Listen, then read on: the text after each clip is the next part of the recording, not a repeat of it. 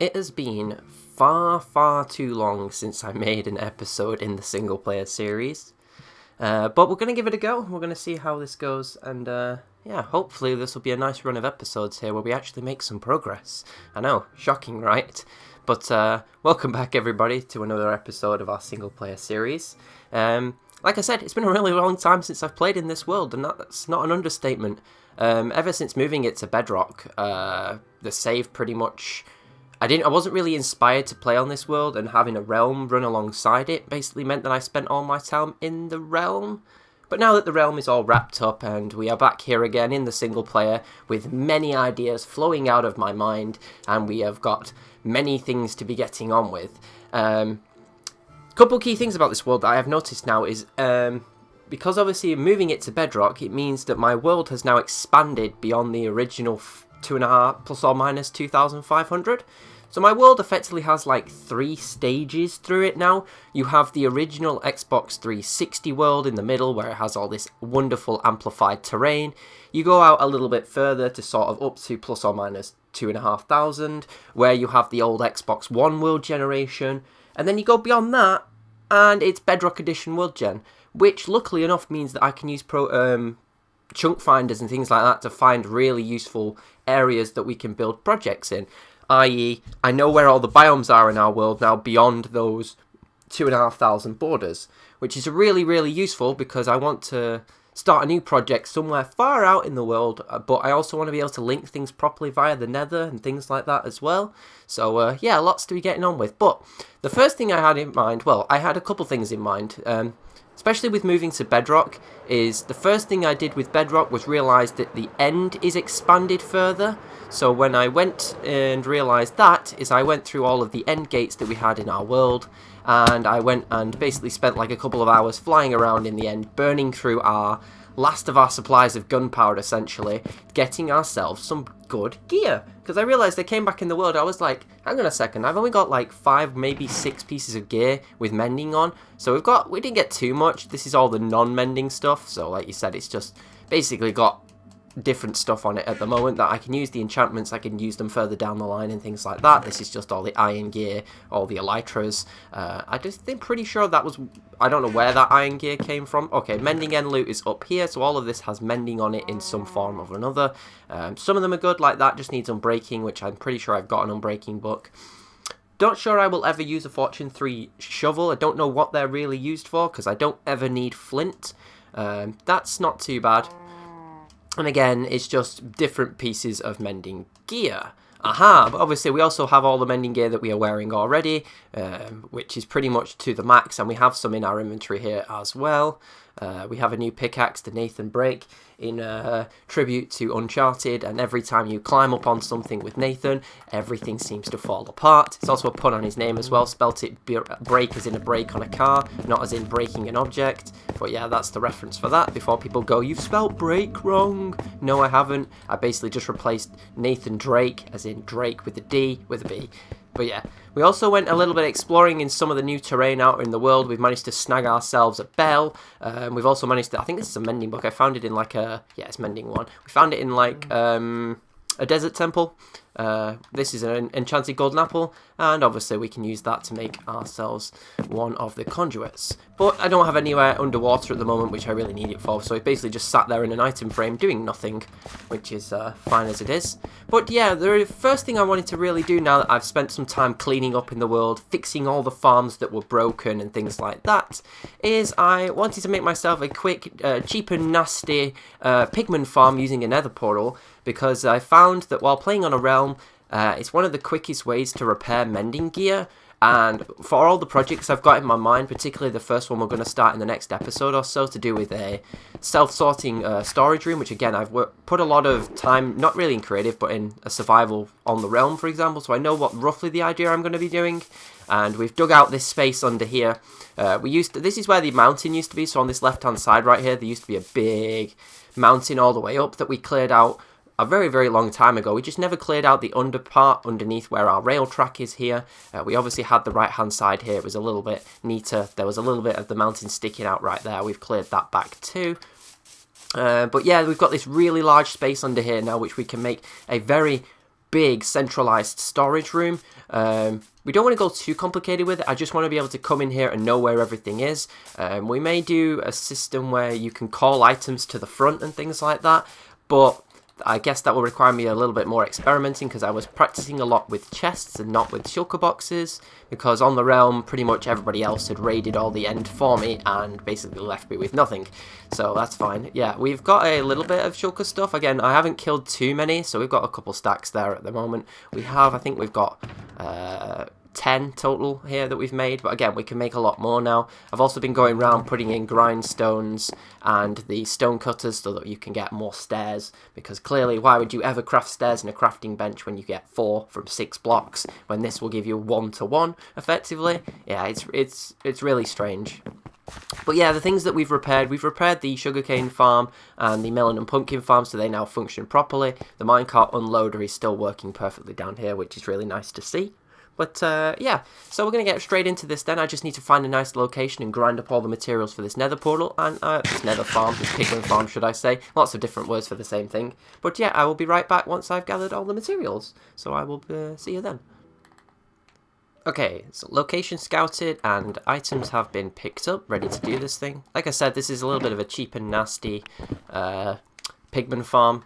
It's not zero tick before people start questioning it. Basically what it is essentially what we're going to do here is we're going to make a nether portal which basically essentially pulses itself on and off, and every time a nether portal turns on, they have a chance to spawn a pigman. So we're going to use that mechanic to basically just generate ourselves a load of pigmen so that we can repair our stuff nice and easily. I picked out the location here. What I'm figuring is we could probably just dig this back a couple blocks and stick it in the back wall here.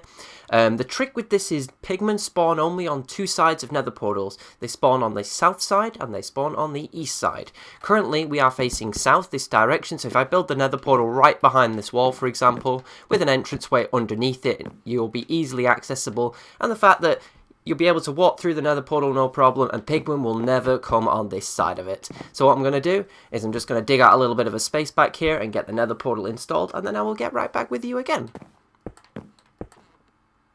Okay, so barring a few random holes in the wall, which I've only just noticed, we now have ourselves a nice, small-ish rendition of this nether portal. We've just dug up a little bit of a gap behind here. As you can see, we've put the nether portal in already. Let's just clear a hand off my hotbar just a second. You could easily make these more efficient and bigger, of course, but I don't really want one that's super big. I want one that I can just hide away in the background somewhere, and that's exactly what we're going to do with this. Obviously, because the castle is an odd number, this makes this a little bit weird. Again, we're going to do something slightly different with the killing chamber. We're going to make it so that it's basically a one wide gap that flows down in the middle right here. We're going to put water across all of this so that when the pigmen come out, for example, if you see this, for example, flows just perfectly. If I take that out, that'd be perfect. What you don't want though is that pigmen may start blocking each other essentially if you only put one in. That's why I wanted to make sure that the water just about reached. We're also going to steal a couple of buckets here.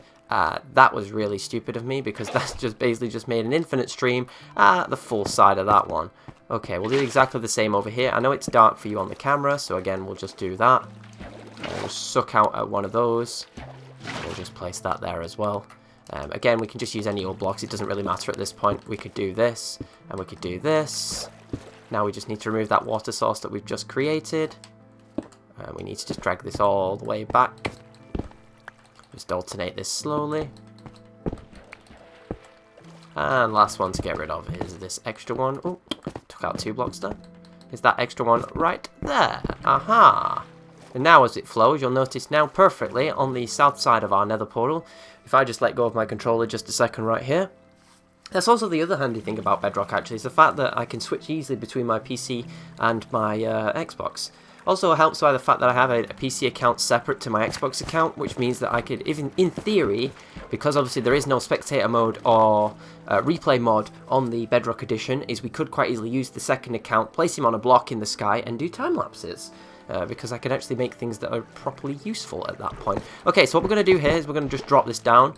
It's really easy to do. You may notice that we also have a room underneath here already, because this is where our track is exactly matching up to. And that's perfect. All we want to do at this point is just line up where we want to drop the pigmen. I'm not really too concerned right now about the killing chamber. We do want to just go in this this cave right here, not drown, but just firstly light it up a little bit, but secondly get rid of the water source that seems to be floating about here. I don't know how or why I... Oh, hello. That just made me jump because I didn't see it because of how dark my screen is. I don't know why I've never come through this cave and just done this and just put a lot of torches in. I'm just trying to talk and play Minecraft getting jumped by mobs. That was quite amusing of me. Should probably put a sword on the bar, shouldn't I? If we just do a quick run through here. There isn't that much cave here, to be fair. Yeah, but the fact that there isn't much unlit areas in this world means that basically anywhere that is unlit is going to be densely populated with mobs. But that's fine. I don't mind that, though. Because it means that we can effectively just farm, like a hostile mob farm at some point if we need to. This is obviously the tunnel where we can plan to continue the track straight through this lower part right down here. But what we're going to do for now is we're going to have the pigmen drop into a little killing chamber right here, and all we're going to do is we're just going to manually kill them with the sword, because our sword is mending, looting, 3 sharpness, unbreaking, so aka nothing gets set on fire, nothing's going to randomly explode, etc, etc. There are more efficient killing chambers and things like that, but again, I just want to install something that I can use to repair my gear quite quickly, and this is how we're going to do it with this nether portal. Again, we're going to try and hide it. Is we need a little bit of a mechanism to pour water on the portal. So we're going to do that in this corner. Again, I don't really care for efficiency. All we're trying to do here is just set up a really simple mechanism. If pigmen get stuck, for example, I could just put a tripwire on top of it to push them back off the mechanism. That's fine. What we're going to do here is again, these are really, really simple little redstone techniques to use. We just need 1 observer for this. In fact, let's just grab all of them because we're going to need them at some point anyway. We're going to need... Is it a dispenser or is it a dropper? I can never remember which way around this is for water. I think it's a dispenser. So what we're going to do, temporary block, dispenser. The observer actually needs to be on the diagonal above it, so because then it's going to register. It will pull a signal out when the portal gets turned on, essentially. Okay. So that's like so. We need it facing the other way because we need it to register when the portal updates. Not like that. Goodness me, can I actually place an observer the right direction, please? Yes, there we go. Okay, perfect. Now all we need to do is just put 2 blocks like so, piece of dust there, and voila! It is going to turn our nether portal off every time we want it to. All we've got to do now is go and get ourselves a water bucket and put a water bucket in here, which begs the reason, why didn't I save a bucket when I was creating the infinite stream? So what we're going to do is we're just going to quickly just make an infinite stream right here in the corner. Just going to snag one of them. We're going to grab a second one. Then we're going to place 2 blocks there because we just don't want that stream because it's going to pour down and ruin all of our track, which is underneath. And then we're just going to place the water bucket in there like so. And then basically what's going to happen now is if I turn this on, that should automatically turn it back off. You ready? There you go. Perfect. And that's all we want. That's all we want it to be able to do. Now, that's half of the issue. It's really, really simple. Like I said, all we've got here up, all that is going to do up there is going to block the fire signal from turning the portal on. Basically, you could easily do this the opposite way around with a flint and steel as well, but it's really fiddly to get the timing right on them. But again, I'm just going to put this in there for now because I don't want this thing setting on fire while I'm working in it, because then I will end up falling in the lava. Falling in the nether. What we're going to do here is the last little bit. We're going to use this back section right here, and we're going to place lava all the way up in a line, basically every other block. So before we place the lava in, because I think that is the last thing we should be doing, we're going to place signs on these blocks right here, and my controller says it's connected but is not moving. That was really rather strange. I've just plugged the controller back in to try and charge it at the same time, but the controller didn't disconnect. That was really, really odd. And we're going to just basically place like a sign every other block. We're going to use trapdoors on the inside so that we can see. Well, we're not really so we can see. It's just so essentially the lava can flow through. Okay, so let's just do this from here. In fact, I'm going to have to do it the opposite way around because I don't know how many blocks tall this this thing is, which is kind of stupid of me. I should have really counted it out. Okay, so that is the second one. We don't want one there because we want that to be lava. We want lava here. We want lava here. And we're going to put lava there. Possibly could put one there as well, I think. We might be able to get away with one, so if I put a sign there, maybe we can place one in. Next thing we're going to do is we're just going to place trapdoors. Oh, that wasn't what I wanted to do, but I guess we can do it like this, because trapdoors aren't relying on a block being above them to place them. It just makes it easier for us. Okay, let's do this and this. And again, we don't need all the trapdoors. We're going to take out the ones we don't need in just a second, but we could also leave them in. I don't think it makes much difference, to be fair. The last thing we want to do is we want to just place solid blocks up in the corner right here. I'm trying to avoid flowing down the lava as I use my inventory. Flowing down the water, should I say. So let's just place a torch somewhere up there so you guys can see. Again, we're just going to do this. Easy way of breaking this is just do that. And then just pillar up. And as we go this time, what we're going to do is we're just going to place the lava in every other block. The last thing we're going to need to do is set up the observer clock against the side of it. So what we're going to do is we're going to go on this side right here. I've just realized what we should probably do is place the observers in first. That should be fine. We want to make sure that the observer is actually one block lower than the last lava, so our last observer is here. Let's make sure I get these the right way around. I can always recognize the observer based on the arrow on the side, so that's the correct way we want to do this. Because we want to register it, because what we're going to do is put the clock right at the bottom. Okay, let's just dig a little bit higher here so we've got some headroom to work with. There we go, place these all the way up to the top. And I'm just going to hop on that there. And yeah, okay, so what we are doing here is we are short of a... Is this in the correct position? Oh, it is. Okay, that's fine. It doesn't matter then, because it will keep the lava out.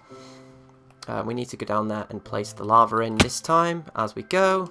So let's just do this. Place this and like that.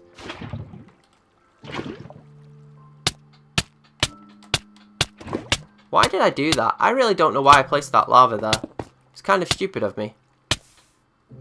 Now we have a solid block down here. I don't know why I did that. I was clearly not thinking as I was doing it. So used to practicing building these things in creative first, and I'm just like, oh, I'll just fly out the lava and then everything will be fine. And it's like, nope. Okay, that's 4. I think we've got 1 left, haven't we? 1 more? Yes, 1 more. Perfect. Again, why have I just done that? That was really stupid of me. I don't understand why I keep doing this to myself. It's just really silly. Okay, so the last thing we want to do is we want to go down to the bottom. Let's not step in the lava. Let's just cover all of this back up here. We want to cover all of this so the lava is forcing itself to spawn on the block down here. Just to show you the final step, what we're going to do here is you see that redstone dust that we placed earlier. First of all, we want to face a hopper, basically where the output signal points into the dust right here. And then we want to place a second hopper, basically right there, like so. We want to make sure that they're facing the right way, of course. So we're going to put it that way. There you go. You see that now the observer clock is pulsing continuously. And because our machine is turned off, it's not going to interfere with anything.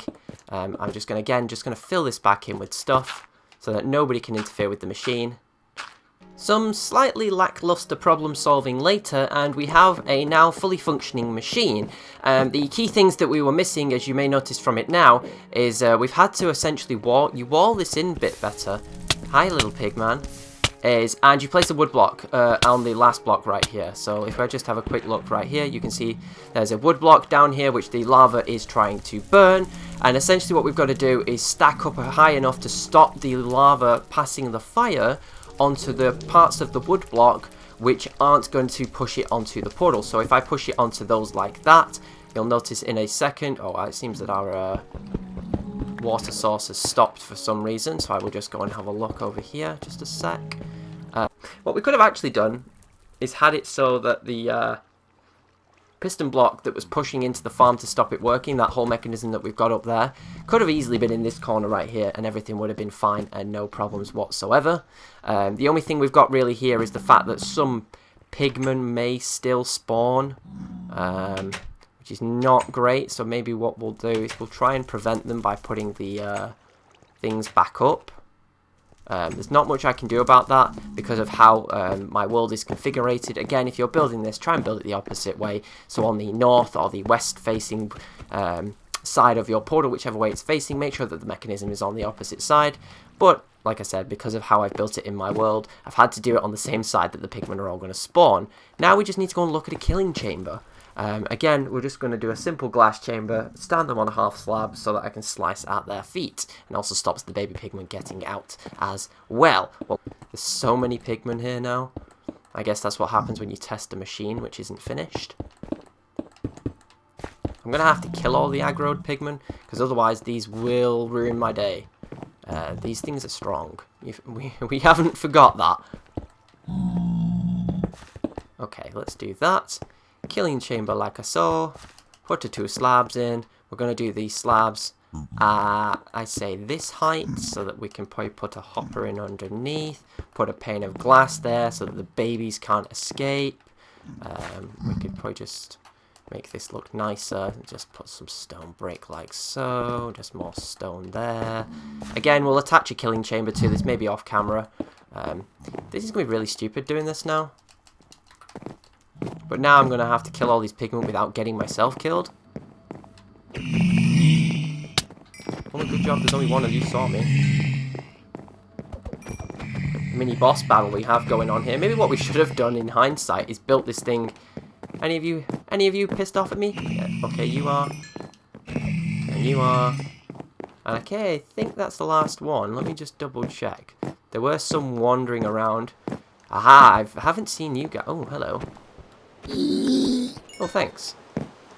So like I said, the other thing we need to set up is like a collection chamber underneath so that we can get rid of all the gold swords that are going to spawn and all the armor and things like that. Especially because the fact that inevitably at some point what we may have to do is just raise this up a couple blocks.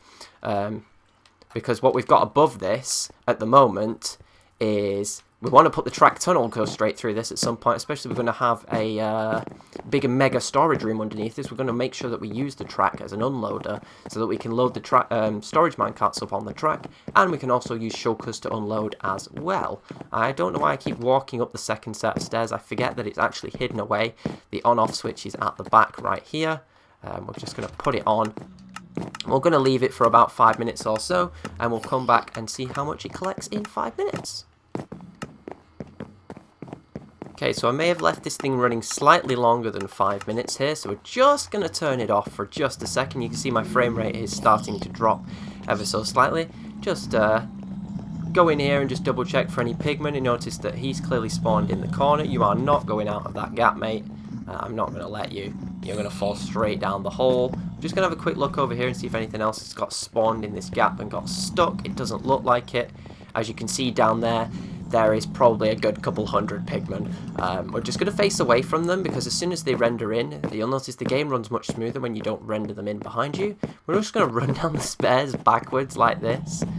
Again, this is only because I'm using an Xbox One, not like an Xbox One S or whatever they're called.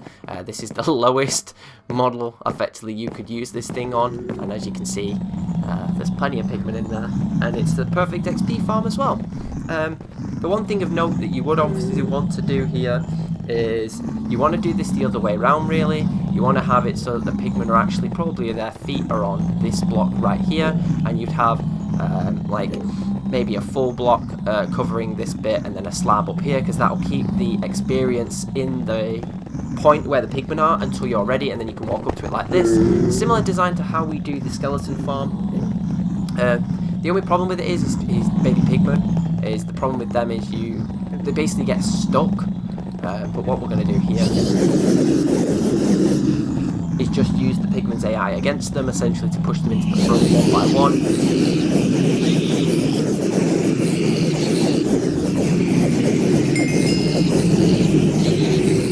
But yeah, you get the gist. Essentially, we'll just make a couple of tweaks and adjustments to keeping the XP away from us.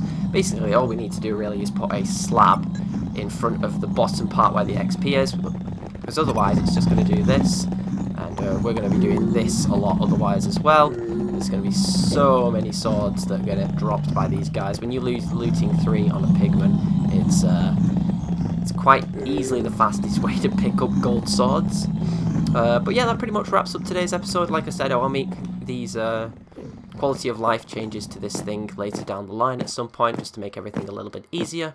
But this gives us a good excuse to start digging out the next phase of our plan, which is to get the mega storage room built, because obviously that little one that we have way over here, if I just fly out to it, the one we have down here by our little nether portals, which, by the way, going in the nether, realised I don't really even have a nether hub at the moment, so probably need to do something with that. Yeah, this area right here, it's been great for building the town, but now that we're in the bedrock edition, and the fact that my world is now going to be able to experience the true power of concrete blocks, because prior to this, as you can tell, the iron farm is incredibly old. These guys are obviously tracking the villagers that are up there, but obviously because the villager mechanics have changed since, that whole iron farm up there is now completely useless, so we're going to have to tear that down at some point. But yeah, that pretty much wraps us up for today. I hope you've all enjoyed. If you have any suggestions for neat little, quick little builds we can do in this world, let me know. But thank you very much for watching, and I will see you all again in the next one. Bye bye.